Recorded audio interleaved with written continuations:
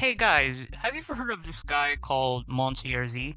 He's basically an alternate history channel that focuses on what-if scenarios of history, and some of his videos are really cool, like what if Rome colonized America, what if the Byzantine Empire never fell, what if electricity was never discovered. Really great stuff.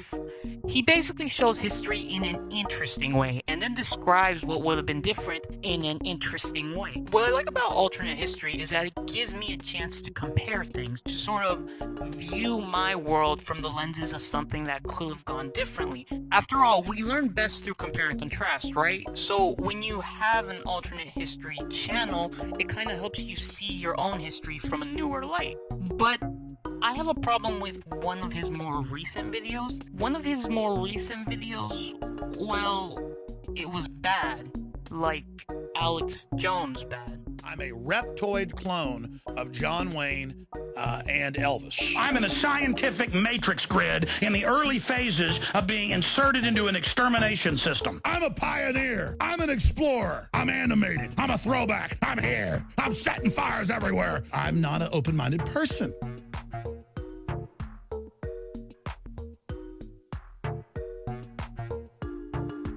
Full disclosure, I don't actually mind if someone does or doesn't support Trump. After all, democracy and whatnot, we have every right to talk about what we do and don't believe in.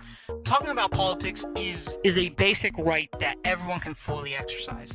But if you have the freedom to say something, you also equally have the freedom to criticize someone else, and that's why I'm making this video. Like, here's the thing, Monsieur supports Trump. I'm okay with that. What really upsets me about his more recent video is that he basically lied and created a fake portrayal of history in order to serve his own political agenda. The thing about Monsieur's video is that his style is basically him telling factual history in the first half of his videos, and then alternate history or a what-if scenario in the second half of his video. And in one of his newer videos called What If America Stayed Great, he essentially made fake, fabricated interpretations of history in order to push his own agenda. Now listen, I'm okay if you have a political agenda. It's a free country. You can talk about whatever you believe in. That's none of my business.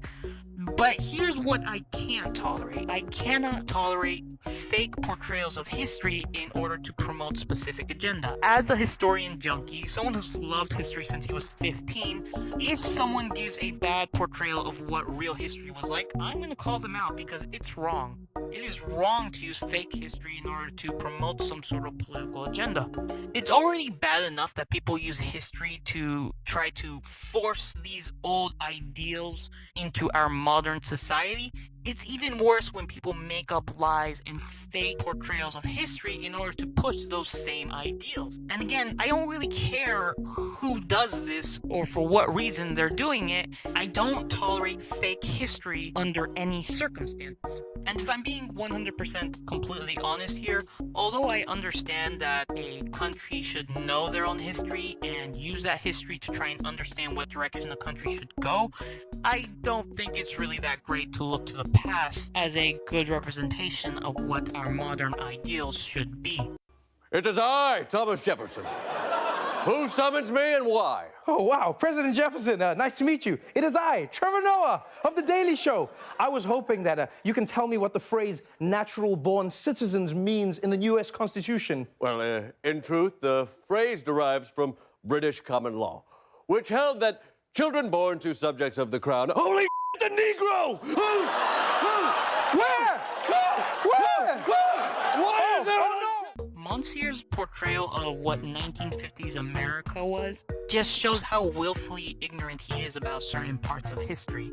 Because here's the thing, he's right, the 1950s was great, economically speaking, but his video talks about how the reason the 1950s was great was because the country was conservative and that liberals ruined it to the ground. And honestly, he can bash at liberals all day long. I don't care about that. What I care about is how falsely he portrays the history of the 1950s.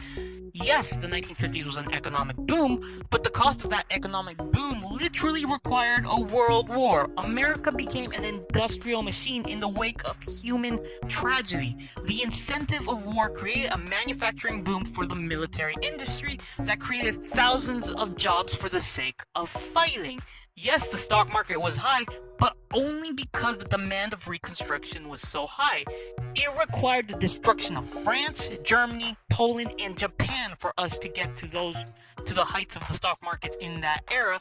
Yet Monsieur Z constantly pushes this idea that conservatism is what made that era perfect, and he ignores the practical realities of what made that economic prosperity real in the first place. It wasn't philosophy, religion, liberalism, or conservatism that made the country so prosperous. It was the desperation for war and the need to rebuild our allies which made that economy so thriving. And what annoys me the most about this presentation is how willfully he ignores the racism of that era. He talks about the 50s like it was some sort of perfect utopia where everything was peace and calm all the time. Yet he decides that racism wasn't enough to make the 1950s look bad, like it was too irrelevant and meaningless to what the 1950s actually were. And I understand that the reason this was skipped was because he wanted to present the 50s more glamorous than it actually was, but this goes back to how he creates a revisionist history for the sake of his political agenda. It comes off as fake and disingenuous to actual historical events, and it actually hurts his own conservative agenda more than it helps. By pretending that history wasn't there, it makes his ideology seem even weaker, not stronger. The 1950s were great if you were okay with preventing minority and women's rights. There were lynchings in Atlanta, Jews and Irish were constantly attacked in New York, women couldn't legally work in a lot of places, and maybe he was trying to skip that to maintain the length of the video, but the whole notion that the 1950s was perfect and something we wanted to recreate, it's viewing history through these rose-colored glasses, where you're just looking at the good, but not actually looking to the realistic problems that American society had back then. You cannot talk about historical greatness through the lenses of fantasy. Could you imagine if I said, the Old West was great, we need to go back to the way things were before? Just because I had fun in Red Dead Redemption, it does not mean I'd be a glamorous gunslinger if I was there back then. I'd be more like this guy, not this guy. Just because I have this fantasized view of what pirate life was like, it doesn't take away from the fact that they pillaged and raped people. Just because we have this fantasized view of what medieval Europe and Japan was like, it doesn't mean poverty, corruption, and disease was non-existent. These eras were called Dark Ages for a reason. I wouldn't use medieval ages as a representation of what I want modern society should be like, and we shouldn't do the same for the 1950s either. Because here's the thing about judging history. You need to take the good and the bad together in order to come up with your own conclusion of what is good or bad in any given context. Napoleon and Alexander are perhaps my favorite leaders in human history, but I still have to acknowledge all the crimes that they did before deciding whether or not they were good for humanity or not. So while the 1950s was great economically speaking, that greatness was still limited to a certain class of people, while everyone else was still second-class citizens with limited opportunities. And maybe that doesn't matter too much in the grand scheme of things, especially in the face of the Cold War, but it offends me that he treats the 1950s like it was this utopian age, when in reality this era was as flawed as any other age throughout history. What's worse is that he puts the blame of American decline on liberalism. If I'm being honest here, there are a few times where I thought this video was just parody. Essentially, in this video he names a bunch of issues in America and then puts the label of liberalism on all of it to create this idea that liberals was what destroyed everything and it's the source of all problems in America, which is absolutely ridiculous, and I can't believe he was putting a label on these issues that he very clearly didn't bother to try and understand. Try to think of it like this way. Doctor, I'm having some really bad headaches. Could you help me? I sure can. I'm going to drill a hole in your head. Wait, what? Monsieur basically offers an unrelated answer for something that is unrelated to the issues he's talking about. He's blaming all of liberalism for the issues that developed over the last few decades. He's claimed that a single philosophy was what ruined America from being great. It's just ridiculous. And it just shows me that he's not willing to go through actual genuine research into the issues that we have today. All the issues that he mentioned in this video are a result of automation, the Cold War, racism, and bad economic spending. On a side note, where the heck did he get this pseudo-conspiracy idea that returning to the gold standard would benefit our economy? All currencies are arbitrary. If we return to the gold standard, the people who produce it would simply create arbitrary prices for the gold the same way we do with paper money today. It's basically what every country in the world already does with all of the resources that they have available. Why wouldn't the same thing happen with gold too?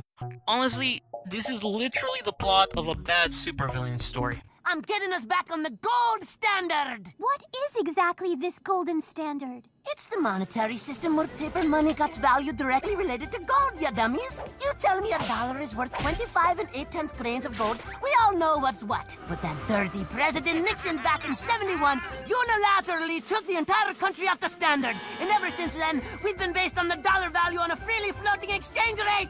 Ah! The money ain't tied to a specific item of value, and it's all make-believe numbers and market manipulations. But now, me and my gold will be safe from financial ruin. How you like that, President Nixon? Ah! Seriously, I learned more about economics from this TV show than from Monsieur.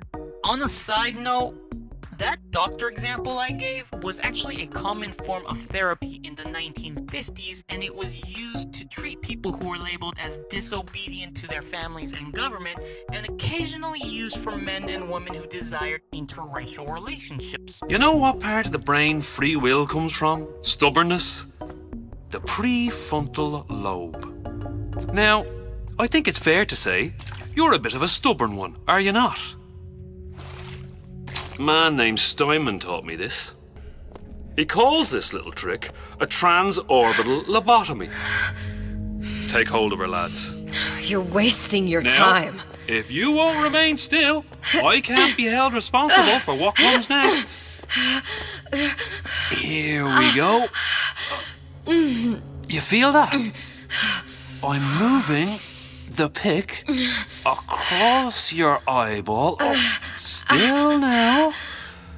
And resting it on your skull. There's about a bit over 1/4 of an inch of bone between the pick and your prefrontal lobe. And that's where this little fella comes in. I don't... It was just a wee tap. But I don't expect it'll take more than a few of those to reach the meat. And then we might find you a bit less the mule. Where's me ace in the hole? I don't know. You know All right. what else rests in the lobe? Creativity. Individuality. Personality. In short, what makes you, you. I'm just about through now. Last chance, pet. Where is the ace in the hole? And one could argue, oh, this was all for entertainment purposes. No, you can't really argue that in this case, because his first half of the video, he presents it as something factual, so it's very obvious that he tried claiming that all of these outlandish conspiracy theories and that the destruction of America was due to liberalism. He presented that as though it was fact as opposed to opinion. And here's the thing.